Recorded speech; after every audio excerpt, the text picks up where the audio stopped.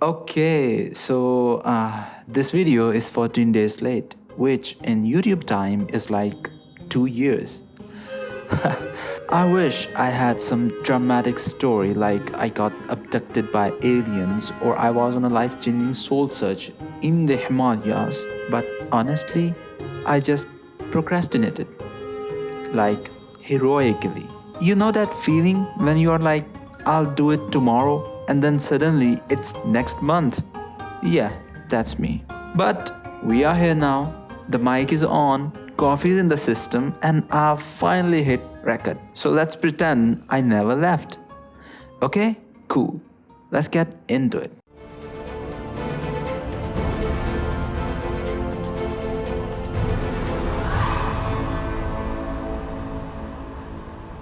Hey everyone, and welcome back today. I want to dive into something fascinating about investing, excitement and greed. You know, the famous investor George Soros once said, if investing is entertaining, if you are having fun, you are probably not making any money. Good investing is boring.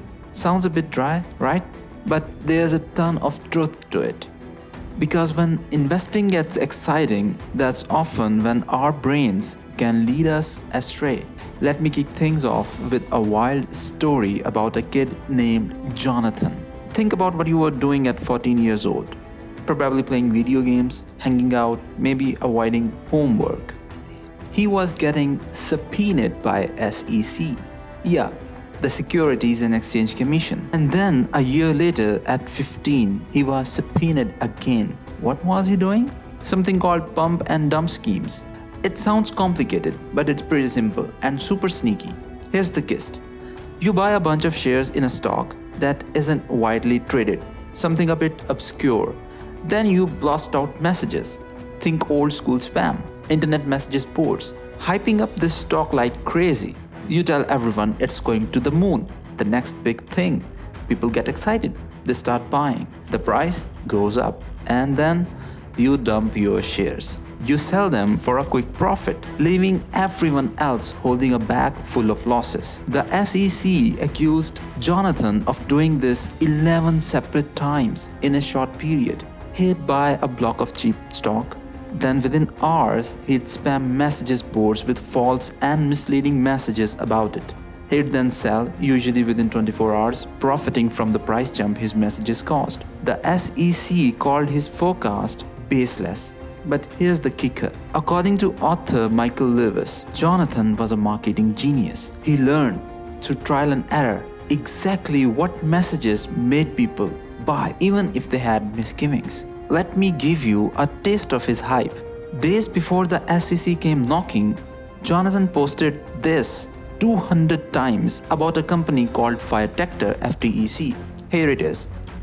The subject: the most undervalued stock ever. FTEC is starting to break out. Next week, this thing will explode. Currently, FTEC is trading for just $2.50. I am expecting to see FTEC at $20 very soon. You see, this thing looks very official. He'd back it with numbers, making it sound super official. But then he'd slip in lines like, it is very possible that FTEC will see $1 million raise. But since I would like to remain very conservative, my short-term target price on FTEC is still $20. And he'd finish with, I see little risk when purchasing FTEC at these dirt cheap prices. FTEC is making tremendous profits and is trading under book value. He could hide his identity online, sending these compelling messages with a veneer of expertise, and no one knew he was just 15 years old. Arthur Levitt, the SEC chairman at the time, put it perfectly.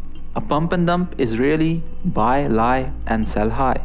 Jonathan eventually settled with the SEC, paying back $285,000 to duped investors. But get this, he got to keep over $500,000 he made, and in 2006 at age 22, he was still doing small company research promotions. So the big question is, why do people fall for these scams, even when it's clear they are going to lose money? Stacy Zoberg within the street.com noted that pump and dump play into investors.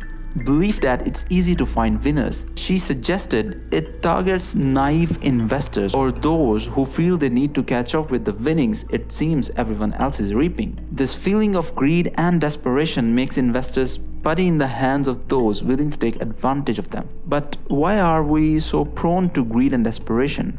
And how does a speculative frenzy even start? How did Jonathan and these commercials prime our brains to buy questionable investments?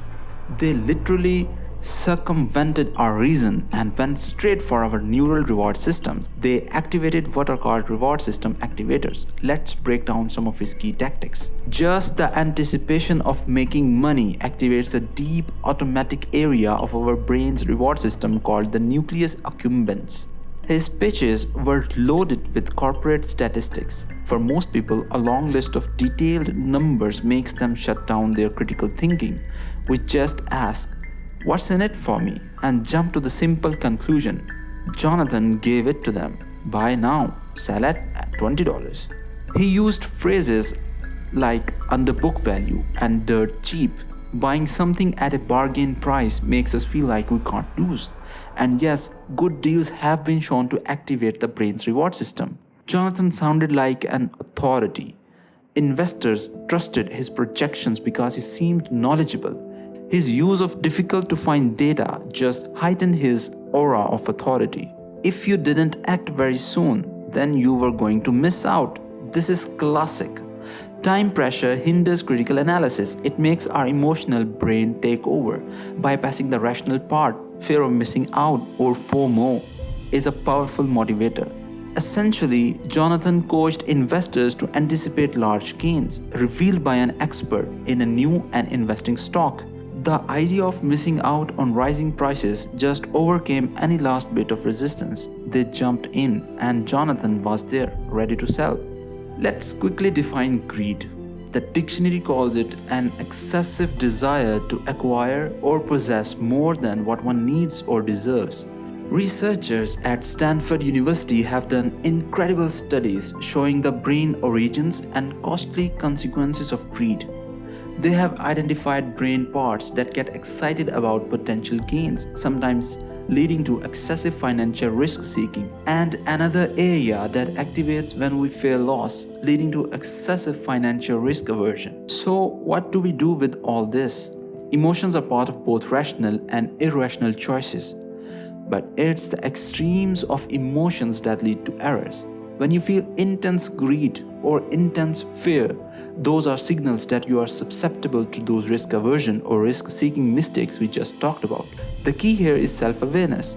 We can use the physical signs of emotions, how we feel, as signals that we might be about to make a mistake.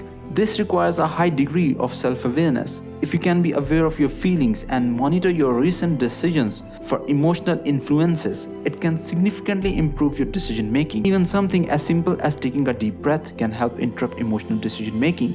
The common sense message is this: whenever you are facing a big decision, especially if you feel really excited, just step back for a moment and think it over. For example, if you have recently had a loss and you are feeling nervous or hesitating to make a new investment or seeming more financial threats than usual, that's excessive anxiety.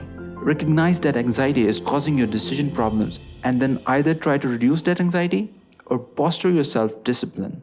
Conversely, if you have recently made huge gains and you are feeling celebratory or infallible or like taking more risk, then you definitely need to take a step back. Are you focusing only on potential returns and ignoring the risks?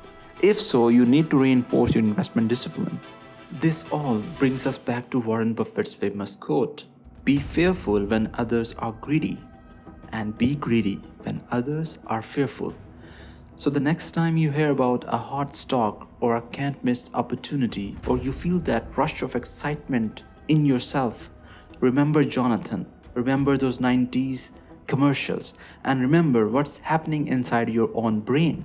Understanding how excitement and greed can hijack your decisions is a powerful tool to become a smarter, more disciplined investor. Because at the end of the day, good investing probably is a bit boring, and maybe that's a good thing.